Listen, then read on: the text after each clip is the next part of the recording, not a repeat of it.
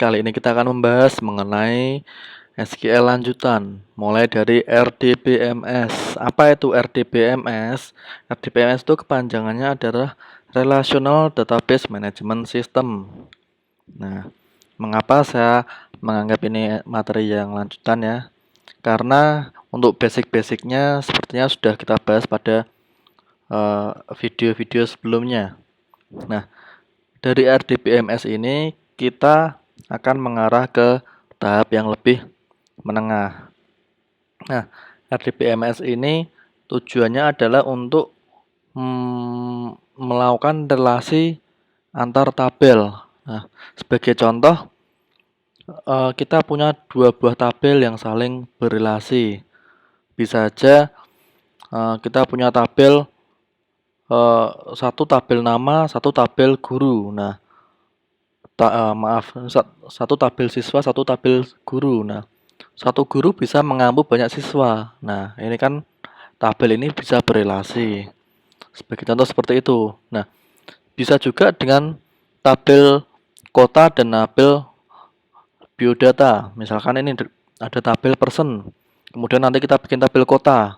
Nah, ini Semarang bisa berelasi dengan banyak nama. Nah, seperti ini.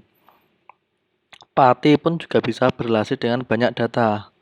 Nah, tujuannya apa? Mengapa kita pisahkan data-data ini menjadi beberapa tabel? Tujuannya adalah agar tidak terjadi redundansi. Nah, pada tabel ini, penulisan di sini ada sebuah kota. Kita ambil contoh adalah kota di sini, pada tabel yang sudah pernah kita bikin pada materi sebelumnya. Nah, tabel kota sini ada yang namanya Semarang dan Pati. Nah, ini pengetikan kota Semarang dan Pati bisa saja berbeda-beda. Ada yang mengetikkan kota Pati, misalkan hurufnya kecil semua, ada yang besar semua, ada yang besar kecil, seperti ini. Kemudian Semarang. Semarang ada yang huruf S-nya besar, ada yang kecil semua nanti, ada yang besar semua, ada pula yang disingkat jadi SMG. Ini akan mengakibatkan redundansi data, padahal maknanya sama. Nah, makanya harus kita jadikan jadi dua tabel agar tidak terjadi redundansi. Nah, tujuannya RDBMS adalah mengelompokkan tabel sesuai dengan jenisnya. Nah, antar tabel itu nanti akan kita hubungkan dengan sebuah foreign key. Nah, foreign key seperti apa nanti akan kita bahas pada video selanjutnya. Nah, tujuannya RDBMS ini adalah untuk mempermudah programmer juga. Jadi programmer tidak akan kesulitan dalam melakukan pengolahan data. Nah, jika ada data-data yang redundan, tentu saja programmer akan sulit melakukan query data. Padahal datanya maknanya sama, tapi penulisannya berbeda-beda. Ini akan menjadi mispersepsi.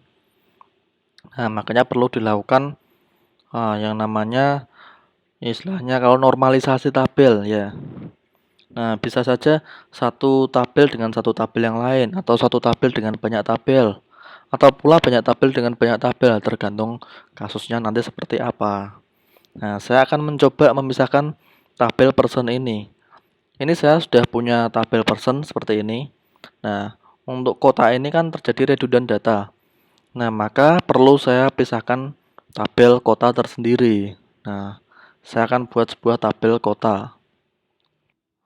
Nah, saya bikin tabel kota, saya pilih ID, kemudian sini kota. Nah, sini saya bikin primary key ya, kirim. Kemudian saya simpan di, oke di sini simpannya. Nah, kemudian tabel person ini sudah ada kota Semarang dan Pati, maka saya inputkan kota Semarang dan Pati di sini. Tambahkan ya. Saya tambahkan yang pertama kota Semarang dulu nih. Kemudian ada kota Pati. Oh maaf, struktur tabelnya salah. Saya rubah dahulu. Ini ya. Ini harusnya varchar ya. Nah, kemudian saya tambahkan datanya Semarang dan Pati. Ups, insert untuk kota ada kesalahan apa di sini? Nah, ID-nya.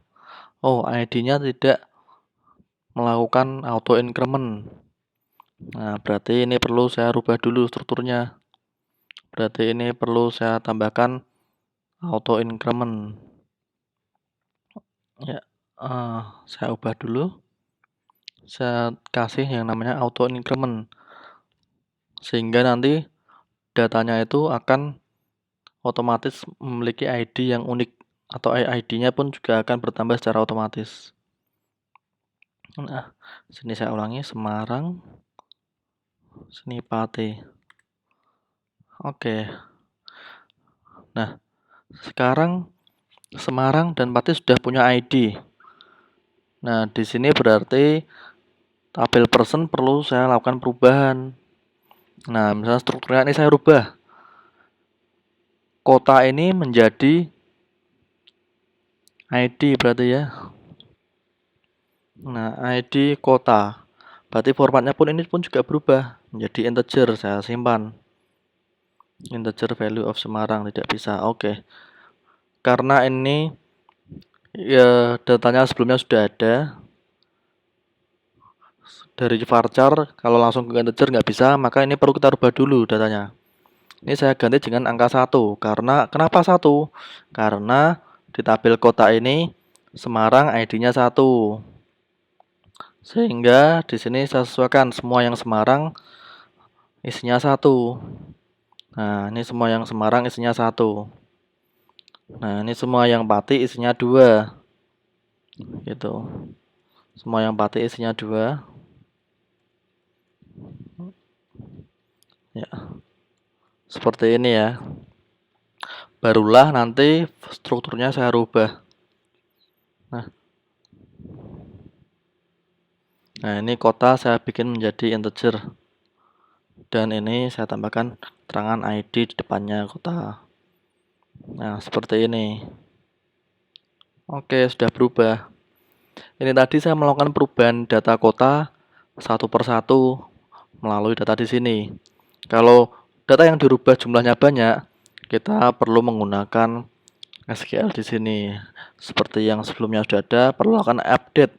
Update person set. Nah, misalkan set kota jadi 1, where kota sama dengan Semarang. Seperti ini ya. Nah, kebetulan ini datanya sudah tidak ada kota ya. Sudah saya rubah. Nah, kalau teman-teman datanya banyak, bisa gunakan query ini. Seperti yang sudah kita bahas pada materi update sebelumnya. Nah, kemudian gimana nih kita merelasikan dua tabel ini? Nah, kita bisa menggunakan join. Nah, untuk join sendiri akan kita bahas lebih detail pada pembahasan di video selanjutnya. Oke, sehingga nanti data ini pun dapat berelasi dengan data kota ini dapat berelasi dengan kota yang di sini. Nah, kita bisa menggunakan kombinasi antar tabel. Untuk pengenalan dasar RDBMS cukup seperti ini, semoga mudah dipahami. Karena sebelum kita lanjut ke RDBMS, harus kita pahami dulu maksudnya itu seperti apa, mengapa perlu dilakukan relasi antar tabel. Nah, oke, cukup sekian dari saya. Terima kasih.